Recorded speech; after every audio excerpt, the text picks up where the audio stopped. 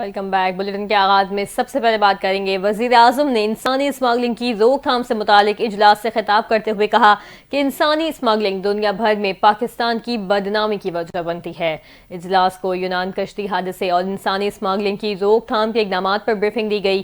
اجلاس میں وزیر اعظم نے انسانی اسمگلرز کی سہولت کار FIA اہلکاروں کی نشاندہی کی ہدایت کرتے ہوئے کہا کہ 2023 کے کشتی حادثے کے بعد ذمہ داروں کے خلاف کارروائی میں سست روی سے کام لیا گیا۔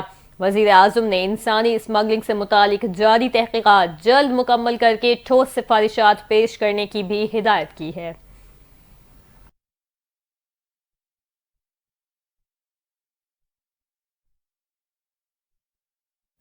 وزیر اعلیٰ خیبر پختونخوا علی امین گنڈاپور کی زیر صدارت کودم معاملے پر ایپیکس کمیٹی کا اجلاس ہوا۔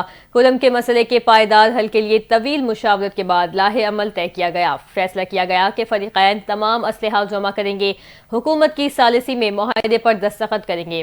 رضاکارانہ طور پر اسلحہ جمع کرنے کے لیے دونوں فریق 15 دنوں میں لاہ عمل دیں گے۔ 1 فروری تک تمام اسلحہ انتظامیہ کے پاس جمع کیا جائے گا۔ علاقے میں قائم تمام بنکرز مسمار کیے جائیں گے۔ زمینی راستہ وقفے سے عارضی طور پر کھول دیا جائے گا۔ پولیس اور FIFC قافلوں کو مشترکہ طور پر سیکیورٹی فراہم کی جائے گی۔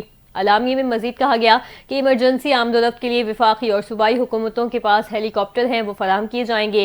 کسی بھی پرتشدد کارروائی پر انتظامیہ راستے دوبارہ بند کرنے پر مجبور ہوگی۔ اعلامیے میں مزید کہا کہ کودم کا مسئلہ صرف علاقائی نہیں بلکہ قومی اور سنجیدہ مسئلہ ہے۔ کودم مسئلے پر کسی کو اپنی سیاست چمکانے کی اجازت نہیں دی جائے گی۔ مسئلے پر بعض سیاسی قائدین کی طرف سے سیاسی بیانات قابل افسوس ہیں۔ کودم کے مسئلے پر وفاقی، صوبائی حکومتیں اور تمام متعلقہ ادارے ایک پیج پر ہیں۔ بچوں کی اموات کو غلط رنگ دیا جا رہا ہے جس کا حقیقت سے کوئی تعلق نہیں۔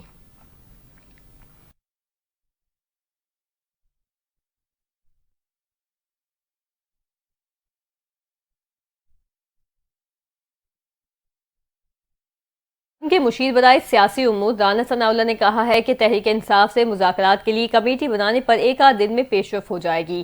تحریک انصاف کے ساتھ ہر معاملے پر بات ہو سکتی ہے، لیکن گارنٹی نہیں کہ کون سی بات مانیں گے اور کون سی نہیں۔ انہوں نے کہا کہ مذاکرات سے پہلے ہی اگر یہ کہہ دیا جائے کہ یہ باتیں مان لیں تو پھر مذاکرات کی ضرورت کیا ہے۔ رانا ثناءاللہ نے مزید کہا کہ بانی پی ٹی آئی کے خلاف 190 ملین پاؤنڈ کیس کے فیصلے کا مذاکرات پر کوئی اثر نہیں پڑے گا۔ رانا ثناءاللہ کا کہنا تھا کہ مولانا فضل الرحمان کے مطالبات پر ایسی صورتحال سامنے آ گئی ہے کہ مسئلہ جلد حل ہو جائے گا۔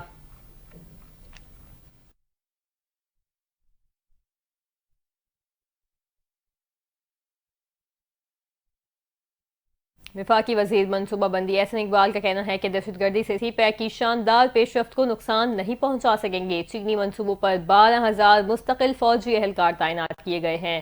بیجنگ میں میڈیا سے گفتگو کرتے ہوئے وفاقی وزیر نے کہا کہ سی پیک کے دوسرے مرحلے میں پاکستان نہ صرف چین کی مدد حاصل کرے گا بلکہ ٹیکنالوجی سمیت جدید تحقیق سے بھی فائدہ اٹھائے گا۔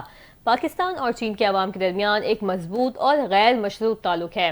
وفاقی وزیر کا کہنا تھا کہ جدید اور اعلیٰ معیار کی ٹیکنالوجی سے پاکستان کو زراعت کے شعبے میں خاص طور پر فائدہ ہوگا۔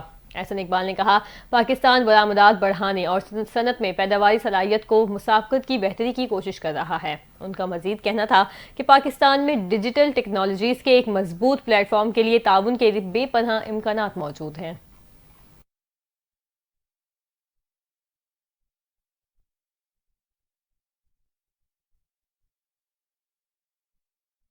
آگے بڑھنا آپ کو بتائیں کہ گورنر ہاؤس کراچی میں گورنر سندھ کامران ٹیسوری سے گورنر پنجاب سلیم حیدر خان اور گورنر خیبر پختونخوا فیصل کریم کنڈی کی ملاقات ہوئی۔ ملاقات میں ملکی صورتحال، مدارس رجسٹریشن، پایا چناع کے مسائل اور ان کے حل پر تفصیلی تبادلہ خیال کیا گیا۔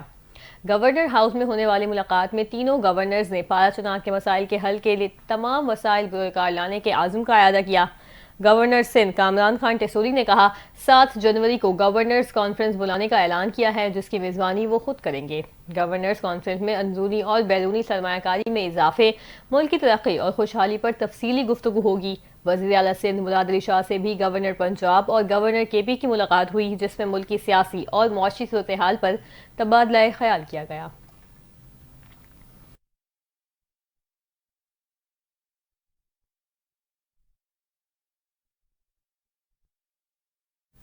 اب بات کریں گے سردی کی، تو ملک کے بالائی اور میدانی علاقے سردی کی شدید لپیٹ میں آ گئے ہیں۔ کوئٹہ سمیت بلوچستان کے شمالی علاقوں میں درجہ حرارت منفی ہونے کے بعد تالاب اور جوہر برف بن گئے ہیں۔ سڑکوں پر پڑا پانی بھی جم چکا ہے۔ کلات میں درجہ حرارت -7، کوئٹہ میں -6 ڈگری ریکارڈ کیا گیا۔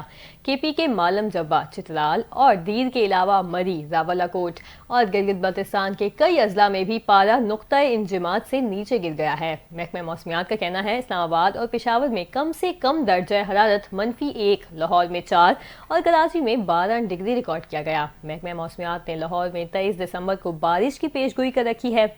محکمہ موسمیات کے مطابق کراچی میں آج بھی تیز ہوائیں جاری رہیں گی، جبکہ سردی بڑھنے کا امکان ہے۔